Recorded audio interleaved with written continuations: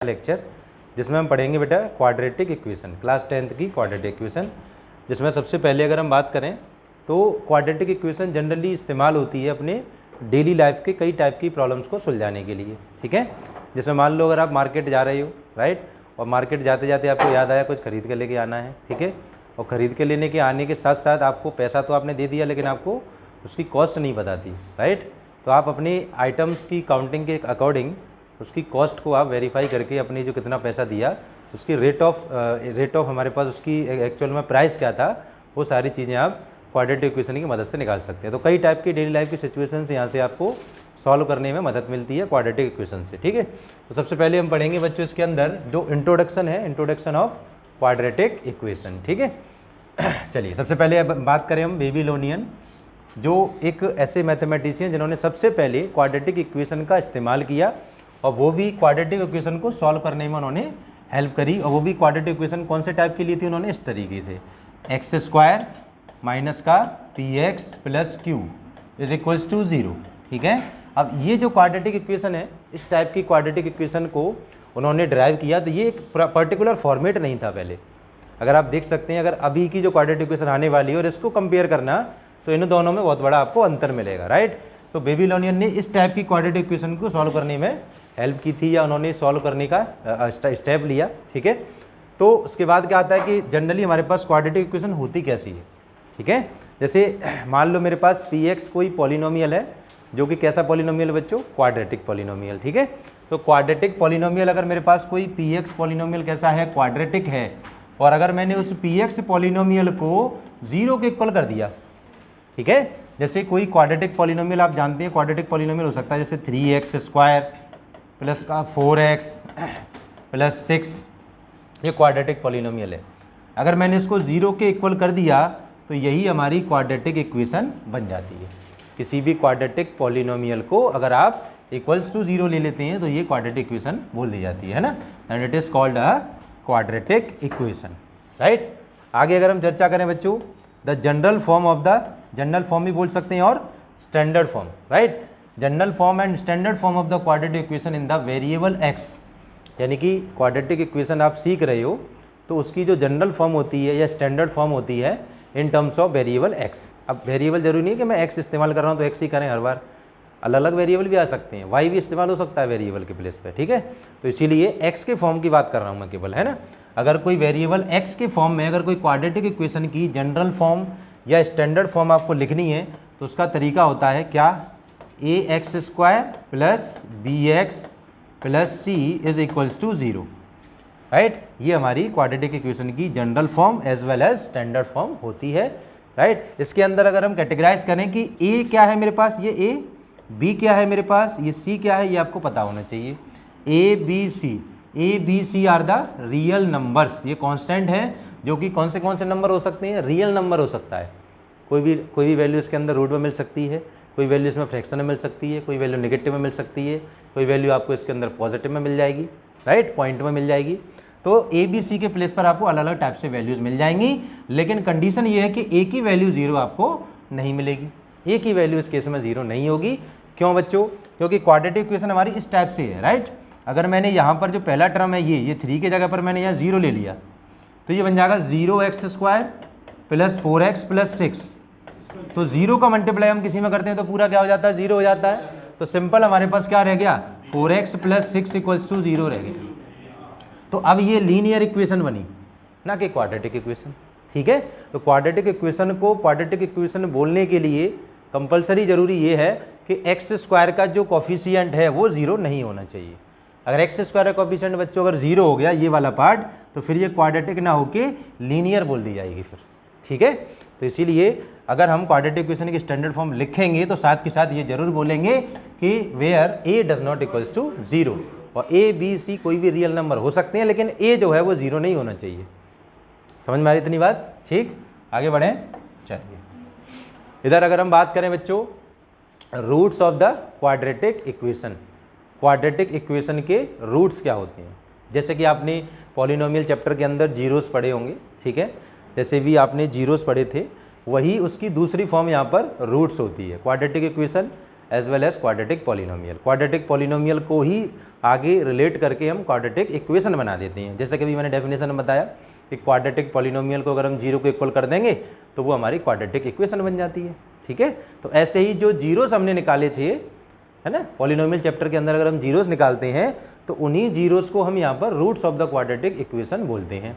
Right, अब equation के अंदर और क्या तरीका है उनको डिफाइन करने का, राइट, देखेंगे जरा कि the value of x that satisfy an equation, the value of x that satisfy an equation is called the zeros और रूट, है ना। मैंने बोला था अभी कि जीरोस भी बोल सकते हैं और आप रूट्स भी बोल सकते हैं, zeros and roots of the quadratic equation.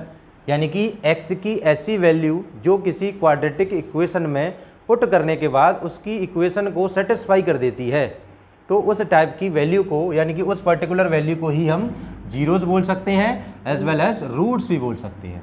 ठीक है, अगर किसी क्वाड्रेटिक इक्वेशन के अंदर आपने x के प्लेस पर, है ना, ये वाला, जैसे मान लीजिए क्वाड्रेटिक इक्वेशन थी हमारे पास, यहाँ पर x एक बार यहाँ पर है एक्स स्क्वायर, एक x ये रही हमारे पास। अब इसके अंदर x के प्लेस पर आपको मान लो किसी का सॉल्यूशन निकालना है या आपको पता करना है कि ये इसका रूट्स बनने के लायक है, ये रूट्स बनने के काबिल है या नहीं है। ठीक है, अब रूट्स बनने के काबिल है या नहीं ये पता करने के लिए हमें क्या करना पड़ेगा, द रियल नंबर, मान लो मैंने कोई अल्फ़ा ले लिया, राइट, मैंने क्या ले लिया, कोई number alpha is said to be a solution या रूट्स, यानी कि एक पर्टिकुलर नंबर ले लिया और उस नंबर को हम क्या बोलेंगे, उसका सॉल्यूशन या उसका रूट कब बोलेंगे। ठीक है, कब बोलेंगे, व्हेन द क्वाड्रेटिक इक्वेशन, कब बोलेंगे बच्चों, जब क्वाड्रेटिक इक्वेशन हमारी इस फॉर्म में हो और उस क्वाड्रेटिक इक्वेशन के अंदर x के प्लेस पर जहाँ जहाँ x है वही वैल्यू रख दी जाए। ठीक है, और वही वैल्यू रखने के बाद सॉल्व करें इसको, तो आंसर अगर 0 आ जाता है तो इसका मतलब ये जो हमारा अल्फ़ा था उसको हम क्या बोल सकते हैं, रूट्स बोल सकते हैं और इसका सॉल्यूशन बोल सकते हैं। ठीक है, किसी भी क्वाड्रेटिक इक्वेशन के अंदर जहाँ जहाँ x है वहाँ वहाँ पर हम जो वैल्यू पुट करने वाले हैं, यानी कि पता करने वाले हैं कि जिसका सॉल्यूशन बनने के लायक है या रूट्स बनने लायक है या नहीं, तो सिंपल आप क्या कर देते हैं, अल्फ़ा जैसे हमने इसको माना है तो x की जगह पर वही वैल्यू आप दोनों जगह पर रख दें और सॉल्व कर लें। सॉल्व करके आंसर अगर 0 आ रहा है तो इसका मतलब जो अल्फ़ा है वो बोल दिया जाएगा कि वो गिवन क्वाड्रेटिक इक्वेशन का रूट है या उसका सॉल्यूशन भी। ठीक है, अब आगे चर्चा करें बच्चों अगले पॉइंट की तरफ। A quadratic equation has at most 2 roots. ठीक, क्वाड्रेटिक इक्वेशन के ज़्यादा से ज़्यादा कितने रूट हो सकते हैं, 2 हो सकते हैं। ठीक, 2 से कम भी हो सकते हैं। इट इज़ नॉट कंपलसरी कि हर बार क्वाड्रेटिक इक्वेशन के जो रूट्स हैं वो केवल 2 ही हों। ठीक है, एट मोस्ट का मतलब ज़्यादा से ज़्यादा 2 और 1 भी हो सकता है। कभी कभी क्वाड्रेटिक इक्वेशन अगर मान लो बन रही है तो उसका आंसर कोई भी ना आए, नॉट वैलिड हो सकता है। ठीक है, जैसे यहाँ पर डिपेंड करता है कि ग्राफिकली, अगर हम ग्राफिकली डिनोट करेंगे आगे जाके ग्राफ मिलेगा आपको। ठीक है, graphically the roots of the quadratic equation are the point, यानी कि रूट्स क्या होते हैं, किसी क्वाड्रेटिक इक्वेशन के रूट्स क्या होते हैं, डीपली थोड़ा सा समझेंगे कि किसी क्वाड्रेटिक इक्वेशन के रूट्स क्या होते हैं। राइट, ये roots of the quadratic equation are the point where, ऐसे पॉइंट होते हैं जहाँ where the graph of the quadratic polynomial cut the x axis, यानी कि roots of the quadratic equation, किसी भी क्वाड्रेटिक इक्वेशन के रूट वो उन वैल्यू को बोलते हैं जहाँ उस क्वाड्रेटिक इक्वेशन का आप ग्राफ ड्रॉ कर रहे हैं। तो ग्राफ ड्रॉ करने के बाद वो ग्राफ एक्स एक्सिस को जहाँ जहाँ कट कर रहा है उन्हीं को बच्चों आप क्या बोल देते हैं, रूट्स बोल देते हैं। उन्हीं को हम क्या बोल देते हैं, रूट्स बोल देते हैं। सिंपल, किसी भी क्वाड्रेटिक इक्वेशन का ग्राफ ड्रॉ किया लेकिन वो कट करे किसको, एक्स एक्सिस को। ये भी कंपलसरी है, ऐसा नहीं कि किसी भी एक्सिस को, वाई को मान लिया, ऐसा नहीं। एक्स एक्सिस को कितनी बार कट कर रहा है वही उसका रूट पता लगता है कि हाँ ये इसका पर्टिकुलर वैल्यू है या सॉल्यूशन है या रूट है। ठीक है, इतनी बात समझ में आ रही है, ग्राफिकली अगर आपको पता करना है तो। राइट, आगे अगर हम बात करें बच्चों ग्राफ, है ना, ग्राफ की बात चल रही है बार बार, तो ग्राफ को चर्चा भी कर लेते हैं। ठीक है, तो graph of the quadratic equation, मान लो मेरे पास मैंने कोई कंसीडर कर ली कोई क्वाड्रेटिक इक्वेशन इस तरीके से, x square minus 4 equals to 0। अब ये x square minus 4 equals to 0 quadratic equation तो है, राइट, लेकिन इसमें मिडिल टर्म नहीं है जो एक्स वाला होता है। अब आप इससे निश्चिंत रहें कि एक्स वाला टर्म नहीं है तो आपको ये लगेगा सर ये क्वाड्रेटिक इक्वेशन है या नहीं, ये क्वाड्रेटिक इक्वेशन ही है, क्योंकि कंपलसरी क्या होता है, एक्स की जो पावर है ना वो 2 होना कंपलसरी है, तो वो तो है हमारे पास। अब एक्स वाला पार्ट इसमें हो या नहीं हो तब भी ये क्वाड्रेटिक बोली जाएगी, कांस्टेंट पार्ट इसके अंदर हो या नहीं हो तब भी ये क्वाड्रेटिक बोली जाएगी। बस समझ में आती है। ठीक है, तो इसका मतलब मैंने एक क्वाड्रेटिक इक्वेशन ली जिसका मैंने एक वैल्यू ले रखी है x² माइनस 4 = 0, ठीक है। अब इसके अंदर क्या किया, इन द गिवन फिगर, जो हमें फिगर है हमारे पास, उसके अंदर क्या किया है, फिगर मैंने ड्रॉ किया, फिगर उसका मतलब ग्राफ बनाया। तो उसके अंदर से क्या मुझे पता लगा कि जो मेरा ग्राफ है, यानी कि इस क्वाड्रेटिक इक्वेशन का ग्राफ है, वो x एक्सिस को एक बार -2 पर, एक बार +2 पर कट करते हुए जा रहा है। तो यही -2 और +2 are the root of the quadratic equation x² minus 4 = 0। आप देख सकते हैं कि ये ग्राफ अगर हमने इस तरीके से ड्रॉ किया है, तो इस क्वाड्रेटिक इक्वेशन का ग्राफ ड्रॉ करते समय हमने ये पता किया कि ये मेरे पास इसका ग्राफ कहाँ कहाँ कट कर रहा है बच्चों, एक बार 2 पे कट कर रहा है और एक बार देख सकते हैं बच्चों आप ये -2 पे कट कर रहा है। तो इस क्वाड्रेटिक इक्वेशन का जो रूट्स है वो एक -2 है और एक +2 है।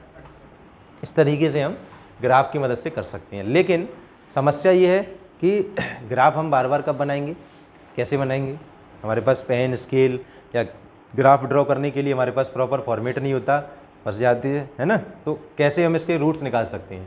तो ज़रूरी नहीं है कि सब हर क्वेश्चन का आप ग्राफ ड्रॉ करके ही बताएं। ये तो एक प्रैक्टिकली आपको बताया गया है कि हाँ, ग्राफ की मदद से हम रूट्स भी फाइंड आउट कर सकते हैं। लेकिन इसके साथ साथ अगर मान लो ग्राफिकल मेथड आपको नहीं पता कि मुझे इसका ग्राफ कैसे बनाना है, तो मैं कैसे पता करूँगा इसके रूट्स आ पाएंगे कि नहीं आ पाएंगे, तो उसके मेथड्स भी होते हैं, ठीक है। वो मेथड चर्चा करेंगे भी बाद में, उससे पहले एक आध पॉइंट है वो समझ लेते हैं। जैसे इफ़, मान लो if the graph of the quadratic equation, quadratic polynomial cut the x axis, कोई क्वाड्रेटिक पॉलिनोमियल था, ठीक है, और उसका ग्राफ हमने ड्रॉ किया, और उसका जो इक्वेशन है बेटा, उसकी ग्राफ ड्रॉ करते समय x एक्सिस को ग्राफ उसका क्या किया, कट किया, ठीक है, एट द 2 डिस्टिंक्ट पॉइंट। कितने पॉइंट पर, 2 अलग अलग पॉइंट पर किसी क्वाड्रेटिक पॉलिनोमियल का ग्राफ आपने ड्रॉ किया। ग्राफ ड्रॉ करने के बाद आपने ये देखा कि अब वो x एक्सिस पर कितने पॉइंट पर कट कर रहा है, ठीक है। तो आपने देखा कि वो 2 अलग अलग पॉइंट पर कट कर रहा है। कितने पॉइंट पे, 2 अलग अलग, 2 डिस्टिंक्ट पॉइंट। डिस्टिंक्ट का मतलब होता है अलग अलग, डिफरेंट डिफरेंट, ठीक है। 2 अलग अलग पॉइंट पर अगर वो कट करता है तो आप कह सकते हैं कि then it is a real and distinct root. यानी कि अगर किसी क्वाड्रेटिक इक्वेशन का ग्राफ आपने ड्रॉ किया और वो ग्राफ x एक्सिस को 2 अलग अलग पॉइंट पर क्या कर रहा है, इंटरसेक्ट कर रहा है, कट करते हुए जा रहा है, तो कह सकते हैं कि उसके रूट्स कैसे आएंगे, 2 अलग अलग, यानी कि रियल एंड डिस्टिंक्ट, यानी कि रियल नंबर होगा आंसर, और उसके जो रूट्स आएंगे वो कैसे होंगे, डिस्टिंक्ट होंगे, अलग अलग होंगे, अनइक्वल भी कह सकते हैं आप। देख सकते हैं यहाँ पर -2 और +2 दोनों अलग अलग हैं, राइट, 2 बार कट कर रहा है तो अलग अलग, ठीक। लेकिन अगर मान लो if the graph of the quadratic polynomial touch करता हो, जैसे मान लो अगर ग्राफ बनाया हमने तो कोई ग्राफ ऐसे करके कट नहीं किया, केवल टच करके चला गया ऐसे करके 2 को यूँ, तो टच करके जाएगा तो केवल एक ही पॉइंट पर टच करेगा, एक से ज़्यादा नहीं करेगा। कट करेगा तो फिर वो 2 पे कर जाएगा, कट करेगा तो ऐसे करेगा, फिर वो कट यूँ करके, टच करेगा तो केवल एक पॉइंट को टच करते हुए जाएगा। तो जब एक पॉइंट को टच करते हुए जाएगा तो इसका मतलब इसका सॉल्यूशन केवल एक ही आ पाएगा। जब एक से ज़्यादा पर कट करेगा, 2 पर कट करेगा तो उसके सॉल्यूशन 2 हो जाएंगे, ठीक है। और एक पर कट कर रहा है, टच कर रहा है, यानी कि एक पर टच करेगा तो केवल एक सॉल्यूशन आएगा, ठीक। तो अगर किसी क्वाड्रेटिक पॉलिनोमियल के अंदर कोई इसका ग्राफ ड्रॉ किया तो x एक्सिस को केवल क्या कर रहा है, टच करता है, तो इसका मतलब उसका सॉल्यूशन क्या आएगा, it has real and equal roots, यानी कि उसके जो आंसर आएंगे वो रियल नंबर आएंगे और क्वाड्रेटिक इक्वेशन के आंसर 2 आंसर मिलेंगे, लेकिन दोनों के दोनों कैसे होंगे, एक जैसे होंगे, एक जैसे। जैसे मान लो, जैसे मैंने कोई ग्राफ ड्रॉ किया बेटा इस तरीके से, ठीक है, अब वो ग्राफ कहाँ पे जाके टच कर रहा है, 1 पे, और ये 2, तो ऐसे करके टच करते हुए जा रहा है। अब आप कहो सर इसके रूट्स क्या आएंगे, तो रूट्स हमारे पास x की वैल्यू 2 और दूसरी वाली वैल्यू भी x की 2 ही होगी। रियल आ रहा है और दोनों नंबर कैसे आ रहे हैं, इक्वल आ रहे हैं, सेम आ रहे हैं, समझ रहे हो। कब आएंगे इक्वल, जब कोई ग्राफ क्वाड्रेटिक इक्वेशन का क्या करेगा, केवल टच करते हुए जाएगा x एक्सिस को, तो रूट्स 2 निकलेंगे नो डाउट, लेकिन दोनों इक्वल निकलेंगे। समझ में आ रही इतनी बात। चलिए आगे बढ़ते हैं।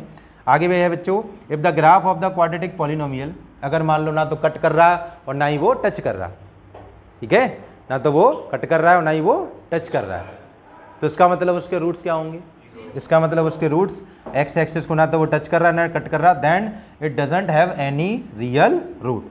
इसका मतलब उस क्वाड्रेटिक इक्वेशन के कोई भी रियल रूट्स नहीं निकलेंगे। समझ में आ रही है इतनी बात। 3 कंडीशन सीखते हैं हम यहाँ से। पहली कंडीशन, जब ग्राफ हमारा x एक्सिस को 2 पॉइंट पर कट करते हुए जा रहा है, इंटरसेक्ट करते हुए जा रहा है, तो 2 हमारे सॉल्यूशन निकलेंगे, दोनों के दोनों अलग अलग होंगे, दोनों रियल नंबर होंगे, दोनों डिफरेंट होंगे। लेकिन अगर टच करेगा तो सॉल्यूशन तो 2 ही आएंगे, लेकिन दोनों आएंगे डिफरेंट। दोनों सेम आएंगे, सॉरी दोनों कैसे आएंगे, सेम आएंगे, ठीक है। और उस केस में जो नंबर आएगा वो रियल नंबर आएगा, लेकिन रूट्स उसके दोनों सेम होंगे।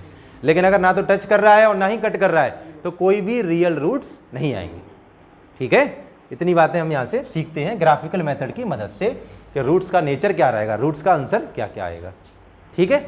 आगे आता है बेटा हमारे पास the standard form of the quadratic equation. जैसा कि भी चर्चा हम ऑलरेडी कर चुके हैं कि quadratic equation, the standard form of the quadratic equation is ax² plus bx plus c। किसी भी क्वाड्रेटिक इक्वेशन की स्टैंडर्ड फॉर्म जो होती है वो ax² plus bx plus c होती है। और ये बात अभी भी बता चुके हैं कि where a, b, c are the real number, और a जो है बच्चों को 0 के बराबर नहीं होना चाहिए, ठीक। इसके बाद अगर हम बात करें कि a इज द, अब इसमें इसके अंदर छोटी सी चीज़ें इसकी थोड़ी सी क्या कर लेते हैं बच्चों, हम पोस्टमार्टम टाइप कर लेते हैं इसका। पोस्टमार्टम में क्या किया हमने इसका कि x² के जो कॉफिशिएंट है उसको अलग निकाल लिया, ये आ गया, ठीक है। इसकी किडनी को हमने अलग निकाल लिया, अब इसके अंदर से इसके लंग्स को निकाल लिया, ये हमने हार्ट निकाल दिया, ठीक है।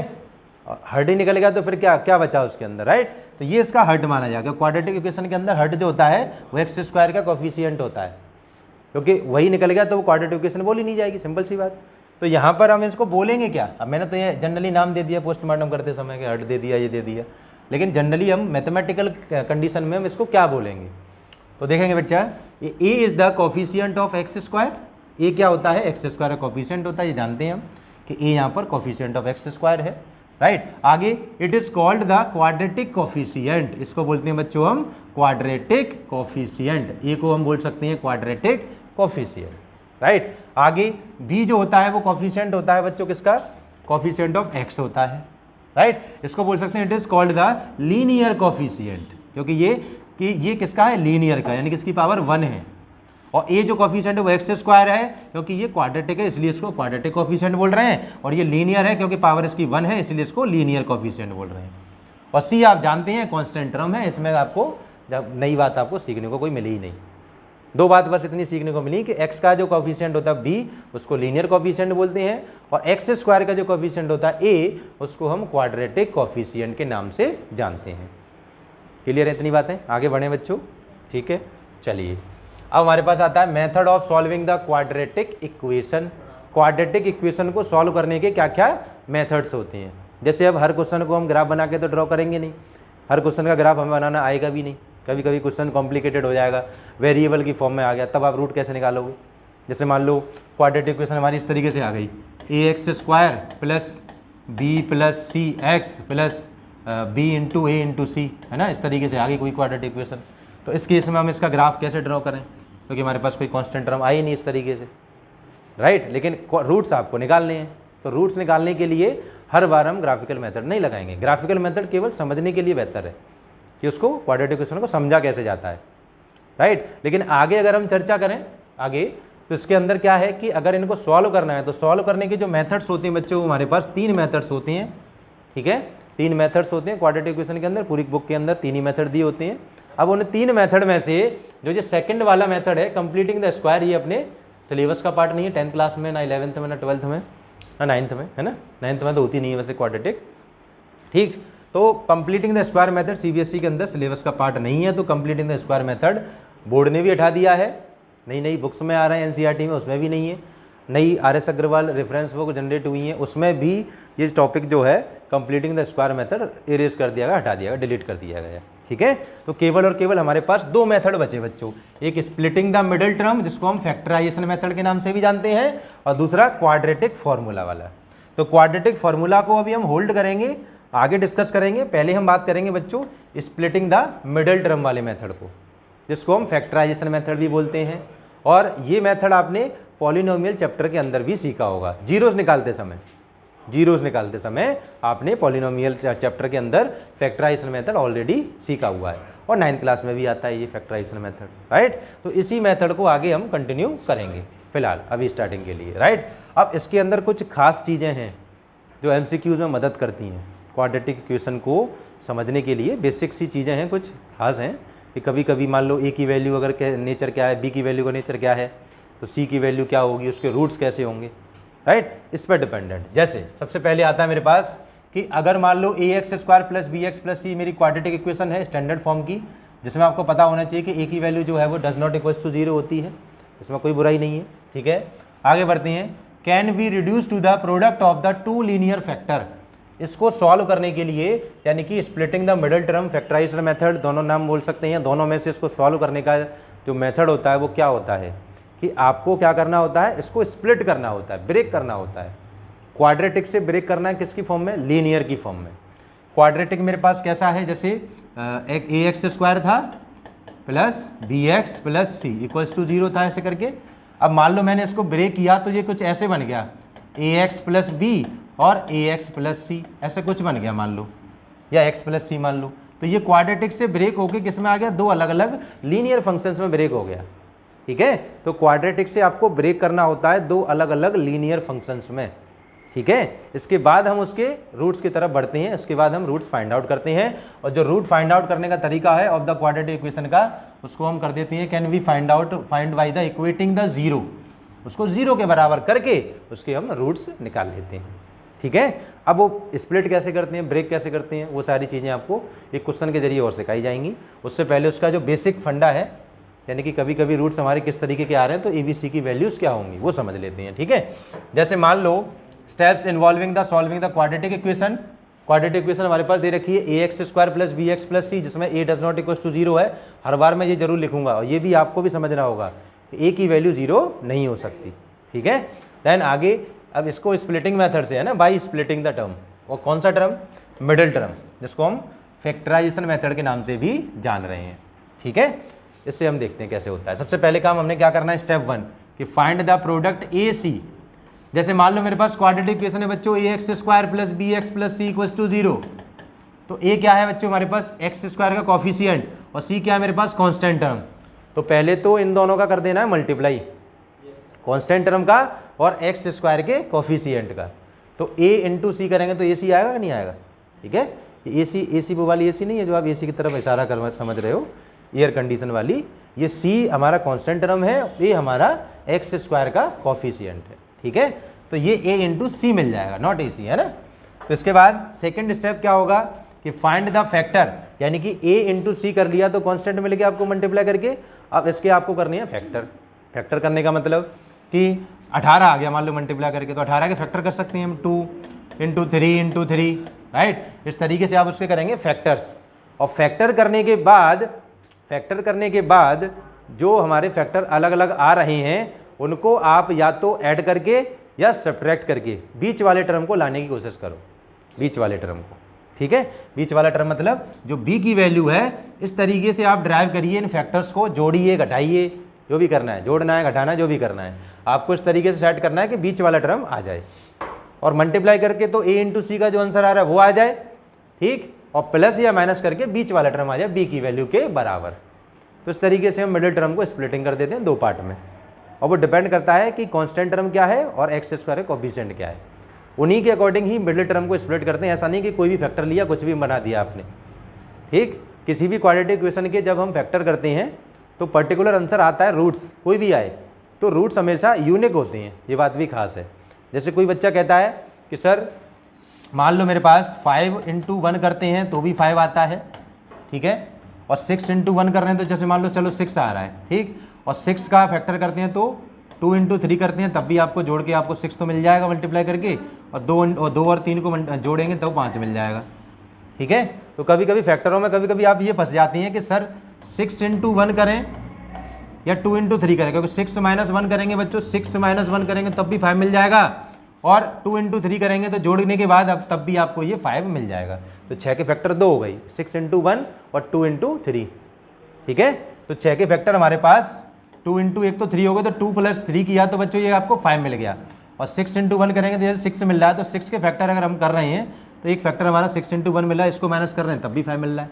तो सर अब माइनस करें कि प्लस करें, ये तो क्वेश्चन पर डिपेंड कर जाता है, क्वेश्चन में माइनस की वैल्यू मांग रहा है वो या प्लस की वैल्यू मांग रहा है। इसीलिए कभी भी क्वाड्रेटिक इक्वेशन के फैक्टर एक से ज़्यादा आएंगे, लेकिन हमेशा रूट्स जो निकल के आएंगे वो एक क्वाड्रेटिक इक्वेशन के यूनिक होते हैं, उसके जैसे दूसरे रूट्स नहीं निकलेंगे। फैक्टर आपको अलग अलग तरीके से नहीं मिलेंगे, एक खास फैक्टर होंगे वही आपको अप्लाई करने होते हैं। ठीक है, चलिए आगे बात करेंगे बेटा हमारे पास कि मान लो A इंटू सी आपने किया, क्या किया आपने, कांस्टेंट टर्म का मल्टीप्लाई एक्स स्क्वायर के कॉफिशिएंट से किया, तो इसकी वैल्यू आपको मिली क्या, 0 से बड़ी मिल गई। a इंटू सी की वैल्यू क्या मिली, ग्रेटर देन 0। ग्रेटर देन 0 का मतलब होता है पॉजिटिव, ठीक है। तो इसका मतलब जो b आएगा वो भी ग्रेटर देन 0 होगा, और then both the factors are positive. दोनों के दोनों फैक्टर कैसे होंगे, पॉजिटिव होंगे, यानी कि पहला वाला फैक्टर भी पॉजिटिव, दूसरा वाला फैक्टर भी पॉजिटिव होगा, राइट। अगला condition, a into c is greater than 0, तो और क्या हो सकता है, या तो b इज लेस देन 0 हो, यानी कि a और c का मल्टीप्लिकेशन तो 0 से बड़ा है, लेकिन b की वैल्यू वो भी 0 से बड़ी है, तो हमारे बोथ फैक्टर कैसे आएंगे, पॉजिटिव आएंगे। अगर a इंटू सी की वैल्यू ग्रेटर देन 0 है और b की वैल्यू 0 से छोटी है, तो उस केस में दोनों फैक्टर जो है बच्चों, वो दोनों के दोनों कैसे होंगे, नेगेटिव होंगे। इन पर डिपेंडेंट आपके MCQs बनते हैं, ठीक है। और MCQ जब बनते हैं तो ये चीज़ें बेसिक सी पूछ ली जाती हैं कि a इंटू सी का ग्रेटर रिजल्ट आ रहा है 0 से और b का छोटा आ रहा है, तो बताइए दोनों फैक्टर का नेचर क्या है, दोनों पॉजिटिव है, दोनों नेगेटिव है, या एक पॉजिटिव है एक नेगेटिव है। तो ये छोटी छोटी चीज़ें हैं, लेकिन MCQ में एक एक नंबर की आपको मदद मिलती है इनसे। समझ में आ रही बात, ठीक है, नोट डाउन करके रखें अपने दिमाग में। अगला क्या है कि मान लो ये a इंटू सी का रिजल्ट अगर 0 से छोटा आता है, a का और c का मल्टीप्लाई किया तो आंसर 0 से छोटा आया, मान लो माइनस में आ गया, और माइनस में आने के साथ साथ फिर b पर डिपेंड करेगा कि b की वैल्यू ग्रेटर देन 0 आ रही है, राइट। तो लार्जर फैक्टर पॉजिटिव रहेगा, यानी कि बड़ा वाला फैक्टर जो होगा वो प्लस का होगा, और स्मॉलर फैक्टर जो होगा वो नेगेटिव होगा। छोटा फैक्टर आएगा, जैसे 2 इंटू 3 किया तो बड़ा वाला नंबर क्या होगा, पॉजिटिव, और छोटा वाला नंबर होगा नेगेटिव। इस तरीके से हम नेचर पता कर लेते हैं, ठीक है।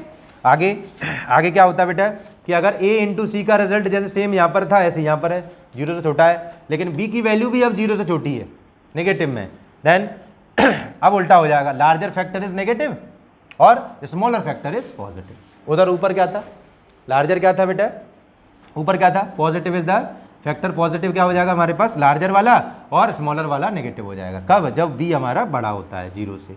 b अगर 0 से छोटा हो गया तो बड़ा वाला फैक्टर जो नेगेटिव का हो जाएगा, फिर उल्टा हो जाएगा, और स्मॉलर फैक्टर हमारा पॉजिटिव का हो जाएगा, छोटा वाला नंबर पॉजिटिव का हो जाएगा, उल्टा हो जाएगा फिर, ठीक।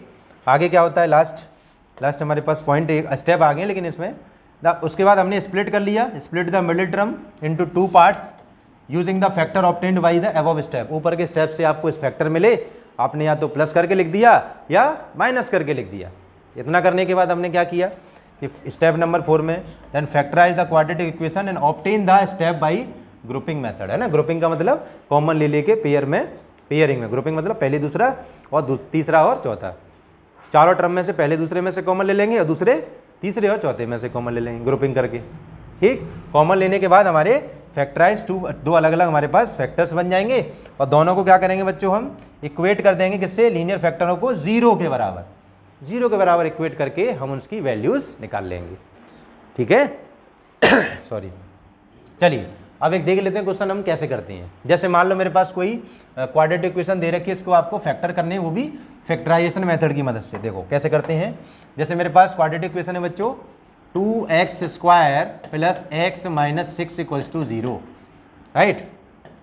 तो सबसे पहला स्टेप होता है कि कांस्टेंट टर्म का और एक्स स्क्वायर के कोफिशिएंट का मल्टीप्लाई कर लो, कितना हो जाएगा, 2 इंटू 6 12 हो जाएगा, ठीक है। अब इस 12 के फैक्टर करनी है कि हमारे पास x के कोफिशिएंट यानी कुछ नहीं होता तो 1 होता है, 1 आ जाए, तो इस 12 के फैक्टर करते हैं तो बच्चों मेरे पास फैक्टर मिलते हैं 3 इंटू 4, ठीक है, क्योंकि मल्टीप्लाई करने के बाद ये भी 12 ही होगा, राइट। अगर ये भी 12 है तो इसको अगर आप जोड़ के लिखेंगे तो 7 हो जाएगा, यानी कि 4 प्लस 3 करेंगे तो 7 हो जाएगा, लेकिन अगर हम 4 माइनस 3 कर देंगे तो बच्चों 1 हो जाएगा, जो कि हमें चाहिए 1, राइट। तो इसका मतलब इसके फैक्टर आपको जोड़ के नहीं मिलेंगे, हमें इसके फैक्टर माइनस करके मिलेंगे, 4 माइनस 3 करके, ठीक। इतनी बात समझ में आती है। तो बस अब हमें क्या करना है, यहाँ x के प्लेस पर, यानी कि इसका कोफिशिएंट 1 है, तो इसके प्लेस पर मैं 4 माइनस 3 रख सकता हूँ, क्योंकि मैं माइनस करूँगा 4 माइनस 3 तो आंसर मुझे 1 ही मिलेगा, और इनटू करूँगा तो इन दोनों के मल्टीप्लाई यानी कि 12 के बराबर भी आ जाएगा। क्लियर है। अगला वाला पार्ट है मेरे पास, अगला वाला टर्म है -6 बराबर किसके बच्चों, ये 0 के है, ठीक है। अब इसके बाद x का कर दिया हमने अंदर मल्टीप्लाई, x का कर दिया अंदर मल्टीप्लाई, तो इसके बाद हमने क्या किया, x इंटू 4 करेंगे तो क्या हो जाएगा 4x, 3 इंटू एक्स करेंगे क्या हो जाएगा 3x, और माइनस का 6 इक्वल्स टू 0 है, ठीक है। अब आप ग्रुपिंग करके बेटा क्या ले लेंगे, कॉमन ले लेंगे। ग्रुपिंग करके कॉमन क्या लेंगे हम, दोनों में से एक्स एक्स कॉमन आ जाएगा, एक तो एक्स आ गया। अब कांस्टेंट में से क्या आ जाएगा, 2 कॉमन आ जाएगा। ठीक है, यहाँ से 2 कॉमन आ गया, यहाँ एक्स स्क्वायर में से एक्स कॉमन आएगा तो यहाँ एक्स बचा, फिर उसके बाद प्लस यहाँ से बेटा 2 कॉमन आया तो 2 बचा, एक्स से एक्स कट गया, एक्स कैंसिल। इधर से कॉमन लेंगे केवल हम माइनस का, और वो भी 3। ठीक है, माइनस के 3 से डिवाइड लगाया तो ये एक्स बचेगा, और 2 से डिवाइड लगाया इसमें तो ये 3 से डिवाइड लगाने के बाद 2 बचेगा, राइट, इक्वल्स टू 0 पे चल रहा है। अब हम क्या ले लेंगे इसके अंदर से कॉमन, क्या कॉमन आ जाएगा, x प्लस 2 कॉमन आ गया, और इधर से 2x माइनस 3 इक्वल्स टू 0 पे चल रहा है। अब एक एक बार दोनों को 0 के इक्वल करके आप रूट्स निकाल सकते हो। कैसे, x प्लस 2 को 0 के इक्वल किया तो सीधा सीधा बच्चों x की वैल्यू आपको -2 मिल जाएगी, और 2x माइनस 3 को 0 के इक्वल किया, 2x माइनस 3 इक्वल्स टू 0, तो 2x इक्वल्स टू 3, तो x की वैल्यू मिल जाएगी आपको 3/2। These are the roots of the given quadratic equation. इस तरीके से आप रूट्स निकालते हैं फैक्टराइजेशन मेथड की मदद से।